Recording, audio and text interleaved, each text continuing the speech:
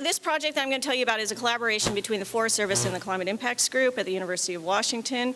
This originated as a request from the Forest Service to my group to develop an adaptation guidebook for aquatic ecosystem managers in Region 6 of the Forest Service. So Region 6 of the Forest Service encompasses Washington and Oregon, and the national forests are shown in the greens. The two different colors of greens are just so you can tell when there's forests right next to each other, they're not the same forest. So as with other Forest Service regions, notably the Rocky Mountains, the Northwest region is really a leader in adaptation with some real notable adaptation hotspots of activity. Dave Peterson in Seattle has led efforts in the Olympic National Forest in the North Cascades area to do adaptation efforts that I'll talk a little bit more about. There's a number of case studies. Region 6 has been participating in a watershed vulnerability assessment pilots. There's lots of work going on. But as I'll refer to later, this is also uneven across this region. The other thing to note is that it's a very diverse region, right? We have the wet coastal temperate rainforests, we have the higher subalpine forests, and we have the drier inland forests as a gross description of the variability that we have in the region. Another context setting is the U.S. Forest Service Climate Change Response Scorecard. In part, the impetus for this project came about through the agency-wide initiatives, including the scorecard, which is an unfunded mandate from Central or DC that requires individual national forests to get a 10 out of 10 on these 10 criteria for adapting or preparing for climate change by 2015 as a way of implementing the agency-wide strategic framework response to climate change. So each national forest has a climate change coordinator who, in addition to their own normal job duties, are responsible for reporting progress on these framework issues up to their regional office and up to the national office. And so it was the regional research station of the Forest Service that approached our group to provide managers with information to adapt to climate change. This is the kind of work that Climate Impacts Group does. In addition to producing the data, we support people in their use and application of the data. And this project is intended to support the adaptation part of the framework scorecard and also employee education, number 1. Okay, so this is a good fit for our group because, as I said, we do data and support for its use. In particular, we support regional adaptation with locally specific information about climate impacts for planning purposes and providing expertise for adaptation planning processes and approaches. So those are the particularly salient parts of what we do. And another reason that the Forest Service came to us is that we produced a guidebook that was published in 2007 for preparing local governments for climate change that has been widely used around the world, and they really liked it and they wanted one for them on forest and aquatic habitat management. And so one approach might have been that we could have done a little find replace because the guidebook, although it's for local governments, it's about adaptation. And at its root, it doesn't matter if you're adapting geoducks or governments, right? The principles are the same. So we could have just done a find replace, trees for buildings, you know, fish for, I don't know what, buses, and we would have been fine, we would have been done. But that didn't really make a lot of sense. In particular, it's really important that you know, if you don't already, the Forest Service has two very distinct branches in the service, research and management. And the key point for the purposes of this talk is that the research station asked us to do this work, to provide a guidebook for the managers. The managers did not ask us for this. Okay, so how are we going to do this, given that? There's a bunch of different approaches. One might be that scientists provide the information that they think managers need and should use in their decision making. So we could have just modified our previous guidebook. We know how to do this. The other one, it was produced in conjunction with managers, practitioners, and city governments, right? But now we know this, we could just give it to you. Okay, that would be one way. Another way would be to embark on a collaborative capacity building co-production of knowledge between scientists and expert practitioners to develop a science management collaboration partnership to assess vulnerability, develop a plan, and move forward. Well, Dave Peterson, Jessica Hlofsky, Crystal Raymond, they're really good at doing this. They've already done this for the Olympic National Forest, for the North Cascades. That's not what we were being asked to do, and in fact, they wouldn't be too happy if we went and did it again. So the third, is that door number 3, is that scientists and managers work together to identify the information needs of managers and then to construct information relevant for specific decision-making contexts. So this is bringing sort of number 2 down even more to the ground for number 3.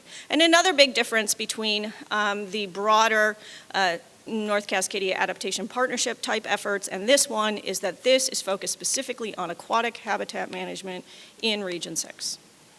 We began the development of our guide, this is the royal we, so that would be Shannon, by traveling across the U.S. to conduct comprehensive interviews with the Forest Service, water program managers, and related specialists all across the region in a lot of different forests.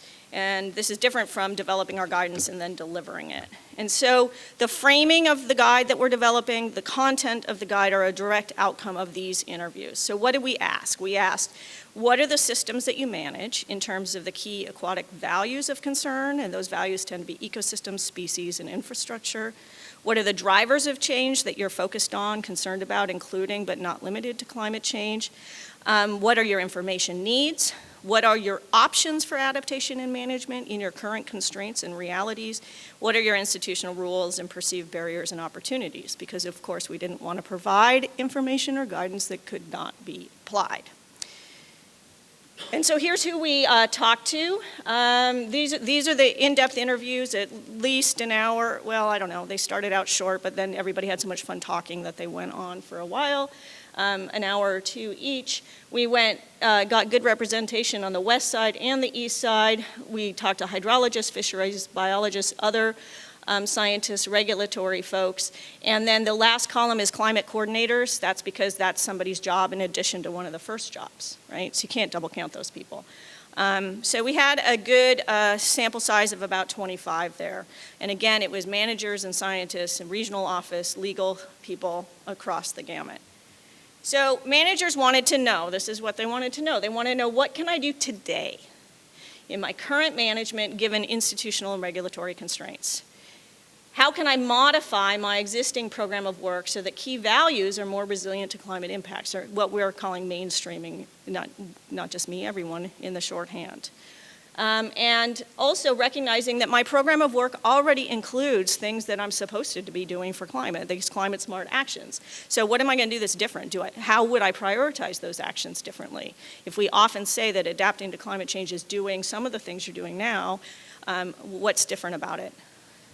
I also want to recognize that many excellent guidebooks have already been written, and with great respect, at the same time, there's a sort of a sense of guidebook fatigue that is set in across managers in the region, okay? And there's a quote here, I have a stack of guidebooks in the back, what I need is people to get the work done, right?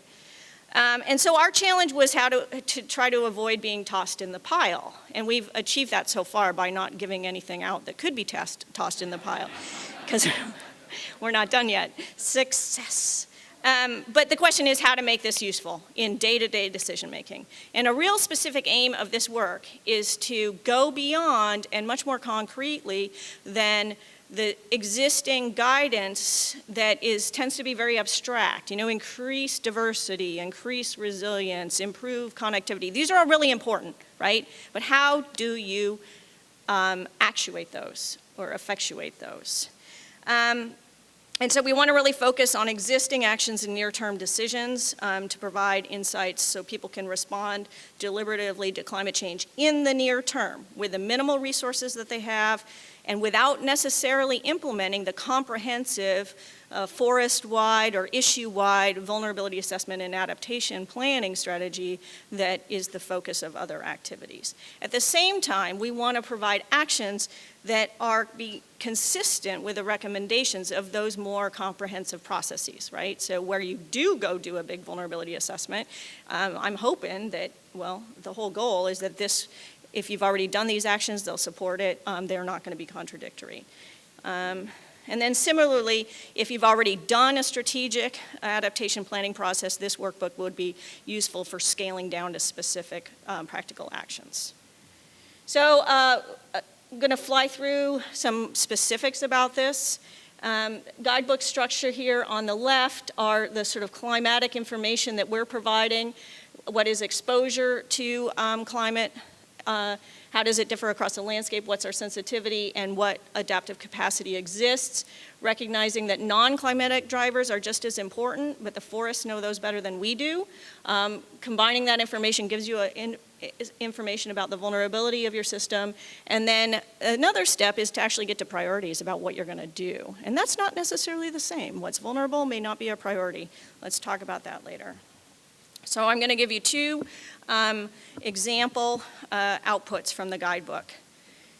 So this is a table that we are developing that's based on the very famous Tim Beachy et al. Table, which many people know and love.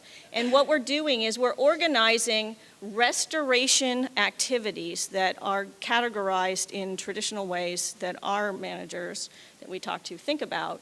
And then over on the right there, we discuss which climate change impacts those activities will ameliorate. So in the region, we're looking at increased air and stream temperatures. We're looking at increased peak flows. I'm talking about the very top right there. Decreased base flows, changing disturbance regimes, and overall increased vulnerability. So the question is, which of these in-stream restoration activities or riparian restoration activities or vegetation management activities will ameliorate which specific impacts? And again, so we're not doing the science to describe, to generate this knowledge. We are synthesizing this knowledge for people's use. And again, that comes from Tim Beachy. It comes from the work of the NCAP project and and our interviews with the managers themselves. Another example reflects Rhonda Strau's work, which you might have seen on a poster yesterday. But this is talking about how we might prioritize our management actions. What might we do differently? Okay, if we're going to do the same thing because of climate change, is it really going to be the same thing, or might we prioritize it differently in space or time? So we have a logic model for spatial priority setting where we step through these questions. What is the most important climate driver for your objective or your place or your time? How will changes in that driver vary across the landscape? It's not going to be the same in every place. And we're providing resource domain specific questions and the links to the spatially explicit impacts projections to help answer these questions for individual forests. How will the implications of those changes in climate vary across the landscape? And then the next question, which we can't answer, is if you combine that information with other national forest specific priority setting criteria, where are the areas for initial action? And let's just give a quick example for prioritizing road management considering projected changes in peak flows. So the key climate driver is peak flows. The spatial variability of the driver, the largest increases in peak flows are in transient rain or snow watersheds. The spatial variability of the impacts, this depends on the coincidence of increased flood risk and high road density. And this map is for the North Cascades, showing with the darker colors the combination of higher increased flood risk and higher road density. This might be where you're more concerned about things. Priority areas for management action depends on how you fold that information in with other issues, like which roads must you keep because there's the only campground, or it's the most popular one, or you must have access inside. These are other issues we can't help with, but you fold them in.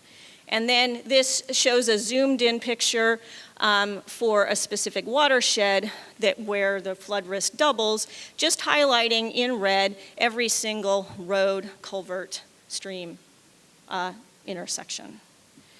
To wrap up, some really important, I think, lessons and considerations here. There's an uneven landscape of adaptation across the region. This reflects the existing demands on people. This is really consistent with Harry's talk. People don't have time to do something new. And so this has shaped our approach, which is to give something that can be done now with what we have. The importance of context in determining what is useful and relevant. We can't provide region-wide guidance. We have to get way down, not only to the national forest, but way within the national forest to provide something that's useful and actionable. So we're trying to strike that sweet spot between providing the information and providing a list of questions and thoughts to help apply that information. And we want to make sure that our work supports the entire spectrum of adaptation responses. The short term is mainstreaming, the medium term is these strategic responses, and then I want to acknowledge that we don't think that this mainstreaming is going to get us all the way there. We're going to have to really transform some of the ways we manage these systems we're setting up for that, but our job isn't to do that right now. And finally, I'd love to talk to people later about the relationship between vulnerability and priority setting, because as I said, they're not the same. So I have a lot of people to thank. This is coming out next year. Thank you very much.